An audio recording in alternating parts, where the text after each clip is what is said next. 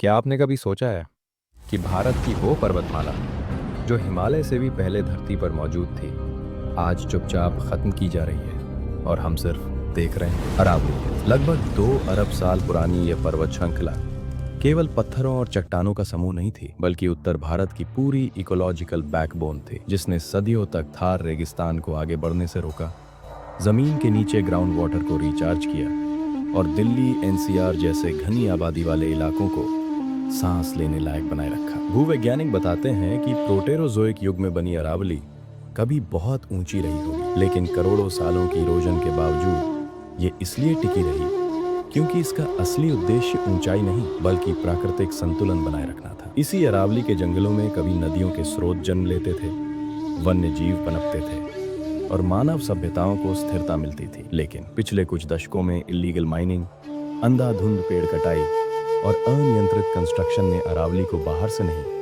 अंदर से खोखला कर दिया। सैटेलाइट इमेजेस साफ दिखाते हैं कि कई इलाकों में पूरी की पूरी पहाड़ियां गायब हो चुकी हैं, पानी के स्रोत सूख चुके हैं और उपजाऊ जमीन धीरे धीरे बंजर बनती जा रही है। सुप्रीम कोर्ट ने खुद ये माना कि दर्जनों अरावली पहाड़ नष्ट हो चुके हैं, जिसके बाद माइनिंग बैन्स, नए नियम और 100 मीटर जैसी डेफिनेशन सामने आई।